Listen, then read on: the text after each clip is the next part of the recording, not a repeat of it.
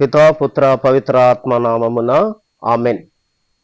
క్రీస్తునాథుని యందు మికిలి ప్రియులగు క్రైస్తవ సహోదరి సహోదరులారా, నిజానికి జ్ఞానస్నానము అంటే ఏమిటి? బాప్తిస్మము అంటే ఏమిటి? ఈ జ్ఞానస్నానము బాప్తిస్మము రెండు ఒకటేనా?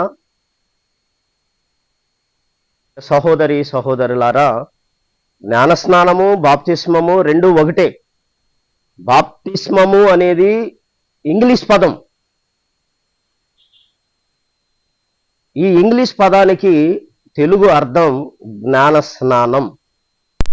మన క్రైస్తవ సహోదరులే కొంతమంది బాప్తిస్మము వేరు, జ్ఞానస్నానము వేరని వేరువేరుగా విభజించి ఎవరికి వారుగా ఎవరికి నచ్చిన రీతిలో వాళ్ళు ఈ జ్ఞానస్నానం అనేది దివ్య సంస్కారాన్ని అవలంబిస్తూ ఉన్నారు, పాటిస్తూ ఉన్నారు. కానీ బాప్తిస్మము అంటే ఇంగ్లీష్ పదం. ఆ ఇంగ్లీష్ పదానికి అర్థమే జ్ఞానస్నానం.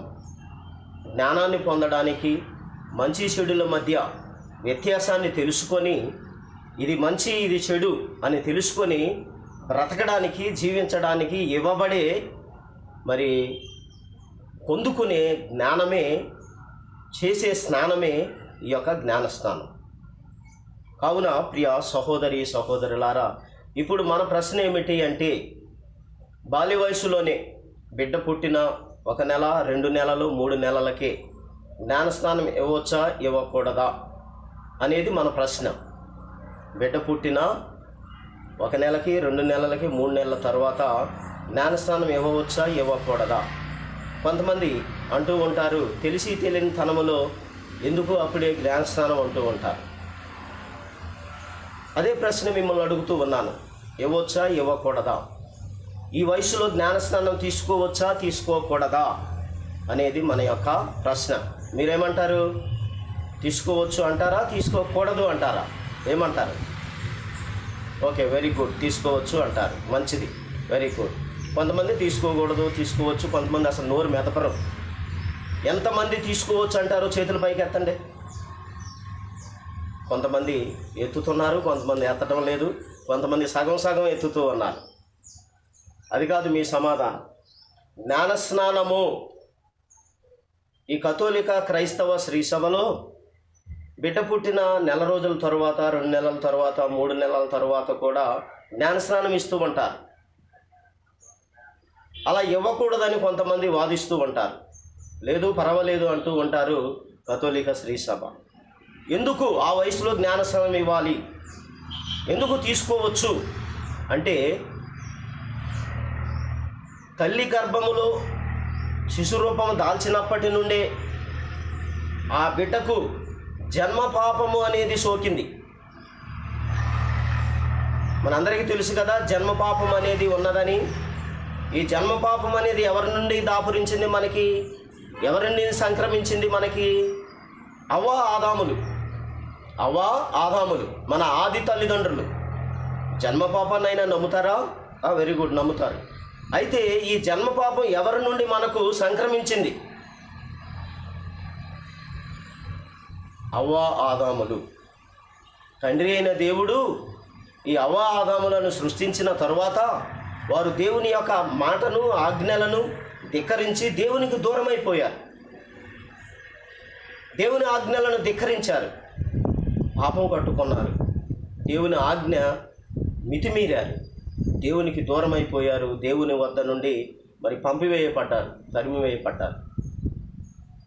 ఇలా దేవుని మాటను, దేవుని ఆజ్ఞలను ధిక్కరించి జీవించారు. కాబట్టి దేవునికి వ్యతిరేకముగా, దేవుని ఆజ్ఞలకు వ్యతిరేకముగా పాపం మూటగట్టుకున్నారు. ఆ పాపమే క్రైస్తవులమైన మనందరికీ కూడా సోకింది, అంటుకుంది, సంక్రమించింది అని ఒక బలమైన విశ్వాసం మన క్రైస్తవుల్లో ఉంది. మీరు నమ్మినా నమ్మకపోయినా జన్మ పాపం అనేది ఉంది. కాబట్టి ముందుగా ఈ జన్మ పాపాన్ని మనం కడుక్కోవాలి. ఈ జన్మ పాపం నుండి మనం విముక్తి, విడుదల పొందాలి. జన్మ పాపము నుండి ఎందుకంటే ఈ జన్మ పాపము అనేది ప్రియ సహోదరి సహోదరులారా, ఈ జన్మ పాపము అనేది మనం ఆదిలోనే ప్రారంభములోనే దీనిని కడుక్కొనకపోతే, దీనిని తుడిసివేయకపోతే, మరి ఇదిగో అది రాసి కుండై పెద్ద కొండై బండై మన జీవిత సర్వాన్ని నాశనం చేస్తుంది. కావున ప్రియ సహోదరి సహోదరులారా, ఈ జన్మ పాపాన్ని కడుక్కోవడానికి ఇటువంటి వయసులో బిడ్డ పుట్టిన నెల రోజులకు, 2 నెలలకు, 3 నెలలకు జ్ఞానస్నానం తీసుకోవడం అనేది తప్పేమీ కాదు. ముందు జన్మ పాపాన్ని కడుక్కోవాలి. ఒకవేళ జన్మ పాపాన్ని కడుక్కొనకపోతే ఇది పెరిగి పెద్దై మన జీవిత సర్వాన్ని నాశనం చేస్తుంది. 20 సంవత్సరాలు వచ్చిన తర్వాత, 22 సంవత్సరాలు వచ్చిన తర్వాత మరి తీసుకోవచ్చులే జ్ఞానస్నానం అనుకుంటే, ఇతర పాపాలు కూడా మనకి ఈ లోక జ్ఞానం వచ్చినప్పటి నుండి చేసే పాపాలు కూడా ఈ జన్మ పాపానికి తోడైతే మరి మన ఈ జీవిత సర్వమే నాశనం అవుతుంది. ప్రియ సహోదరి సహోదరులారా, చూడండి, పెద్దలు అంటూ ఉంటారు, మొక్కై వంగనిది మ్రానై వంగుతుందా అని. మొక్కై వంగనిది మ్రానై వంగుతుందా అని. అందుకని బిడ్డలు కూడా సన్మార్గంలో నడుచుకోవాలంటే బాల్య వయసు నుండే వారిని పెంచి పెద్ద చేస్తూ ఉండాలి. సన్మార్గంలో సరిదిద్దుతూ ఉండాలి. వారి తప్పులన్నింటినీ సరిదిద్ది మరి బాల్య వయసులోనే వారిని మరి సక్రమమైన మార్గంలో నడిపించాలి. అలాగే మరి ఆదిలోనే ఈ జన్మ పాపాన్ని అంతం చేయాలి. 20 సంవత్సరాలు వచ్చిన తర్వాత, మరి 30 సంవత్సరాలు వచ్చిన తర్వాత చూద్దాములే, తీసుకుందాములే జ్ఞానస్నానం అంటే ఈ జన్మ పాపము, ఇతర పాపాలు తోడైనప్పుడు మన జీవిత సర్వమే నాశనమయ్యే అవకాశం ఉంటుంది. కాబట్టి ఈ బిడ్డ పుట్టిన నెల రోజులకు, 2 నెలలకు, 3 నెలలకు జ్ఞానస్నానం తీసుకోవడం అనేది మరి తప్పేమీ కాదు ప్రియ సహోదరి సహోదరులారా. కానీ జ్ఞానస్నానము తీసుకునేది ఒక్కసారే.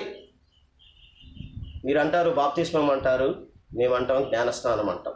జ్ఞానస్నానం తీసుకునేది ఒక్కసారే, కానీ తీసుకునేది ఒక్కసారే అయినప్పటికీ ప్రతి సంవత్సరము కూడా దీనిని నూతనపరుచుకోవాలి, నూతనీకరించుకోవాలి. జ్ఞానస్నానములో మనం చేసిన ప్రతి వాగ్దానాన్ని ప్రతి సంవత్సరము కూడా నూతనీకరించుకోవాలి. రెన్యువల్ అంటే నూతనీకరించుకోవడం.